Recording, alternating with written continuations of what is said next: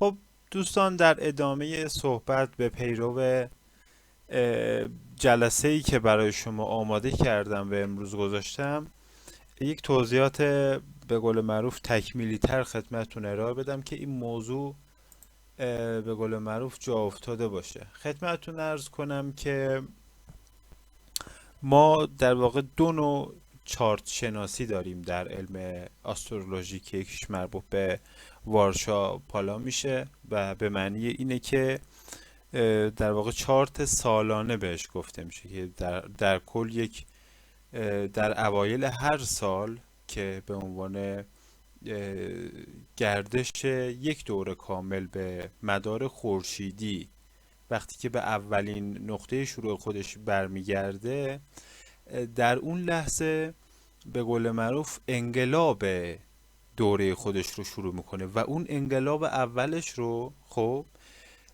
عین همون بحث نوروز هست. توی عید نوروز ما عقیدهمون بر اینه که در واقع خورشید، ما دور خودمون رو به خورشید تموم کردیم و وارد یک دور جدیدی شدیم و به عنوان یک سال جدید میپذیریم اون رو.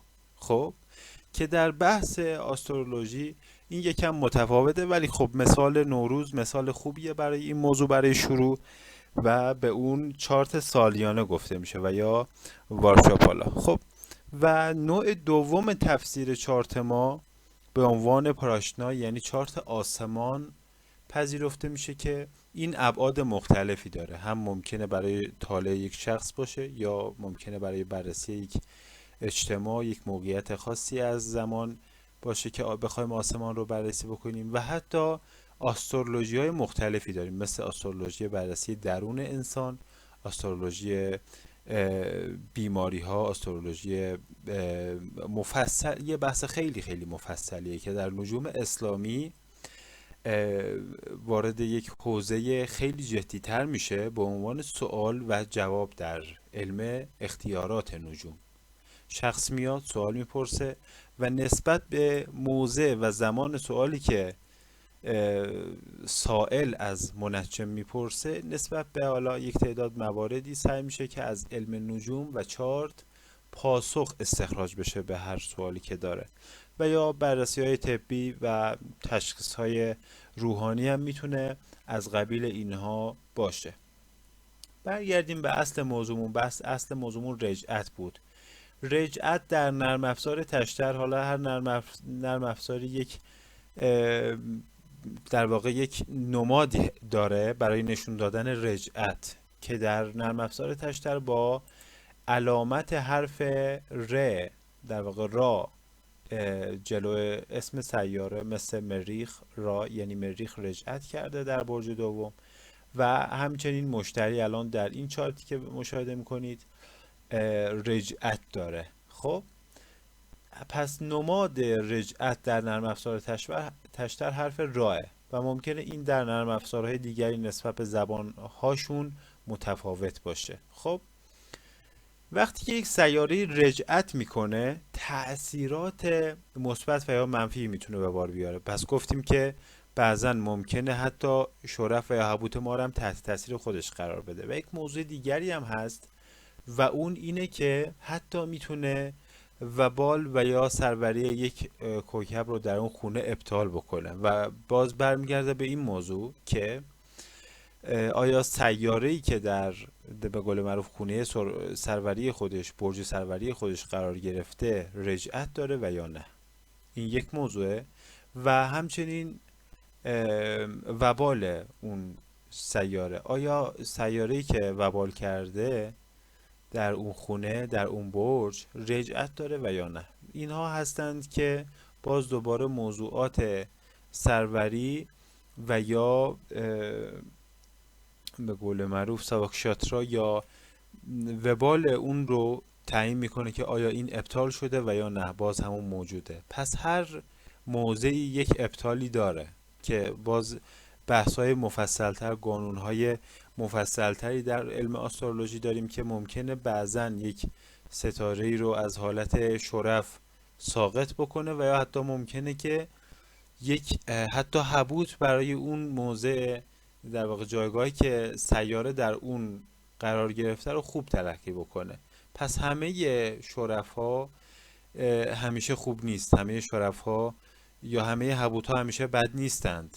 بعضا ممکنه میبینیم در طالع یک شخص در قمر در عقرب به دنیا اومده، اون برای اون شخص بد نیست. نمیتونیم بگیم که هر قمر در عقربی بده، یا نمیتونیم بگیم هر شرف شمسی برای اون شخص خوبه. نمیتونیم اینا رو بگیم. قاطعیت زمانیه که کل چارت از لحاظ آسترولوژی و استرونومی بررسی شده باشه و بعد حکم صادر بشه. و حالا احکام دیگه ای هم داریم که در موردش بیشتر میخوایم صحبت بکنیم. مثال، اگر علم آسترولوژی قانون دیگه ای داره در مورد شخصیت شناسی که این یک نقطه جالبیه، گفتم با دوستان به اشتراک بذارم. میگه اگر در یک چارتی 3 تا رجعت وجود داشته باشه، خب شخصیت معترض به وجود میاره. خب پس قانون این شد اگر در یک چارتی برای بررسی چارت تولد، خب اگر در یک چارتی 3 تا رجعت وجود داشته باشه، مثال میگم مریخ، مشتری، زحل، 3 تا رجعت کرده باشند، خب شخص معترض هست، شخص همیشه غر میزنه، همیشه معترضه، همیشه شکایت داره از همه چیز، از عالم و آدم معترضه و دنبال چرایی هاست. این یه قانونه و طبیعتا هم اینجوریه. بارها در واقع چندین مورد پیش اومده در بررسی ها به وضوح برامون اثبات شده که این موضوع حقیقت داره. حتی 2 تا، نمیگم 3 تا. حالا 3 تا رو اصل قرار دادن که شک و شبهه‌ای به وجود نیاد، ولی در کل من 2 تا رم به این نتیجه رسیدم که هر وقت 2 سیاره، خب به خصوص اگر ضد و نقیص هم باشن، مثل مریخ و مشتری که یکیش جنگ طلبی داره، یکیش حکمرانی داره، خب یکیش سعد، یکیش نحسه. وقتی که این دوتا با هم دیگه رجعت میکنند، 2 قطبیتی در شخص ایجاد میکنه، مثل نفراتی که مشکلات روانی دارند، بیمار روانی هستند و همچین عواقبی رو میتونه برای شخص به بار بیاره. و در خصوص رجعت هم خدمتتون عرض بکنم که بعضی مواضع در علم نجوم آسترونومی و استرولوژی وجود داره که خب رجعت ندارند. یعنی چی؟ یعنی از لحاظ دید ما دورتر، نزدیکتر و یا سرعت اونها تغییر نمیکنه، که یکی از اونها شمس هست، یعنی خورشید، که به طب چون ما در یک سیستم خورشید محوری داریم صحبت میکنیم، طبیعتاً شمس رجعت نداره و بعضا میتونه بعضی از سیارات هم این حالت رو برای خودش بگیره که گفتم اینها همشون در طی جلساتی که تنظیم کردیم برای روال آموزشمون با هم دیگه بیشتر و به مراتب طبق اون فلوچارتی که برای آموزش در نظر گرفتیم با هم دیگه قراره که پیگیری بکنیم. پس تا اینجا ما متوجه شدیم که چه سیاره در شرف باشه، چه حبوط باشه، چه سروری اون باشه و چه وبال یک سیاره باشه، همشون ممکنه که ابطال هم داشته باشن طبق شرایطی که با هم دیگه صحبت کردیم.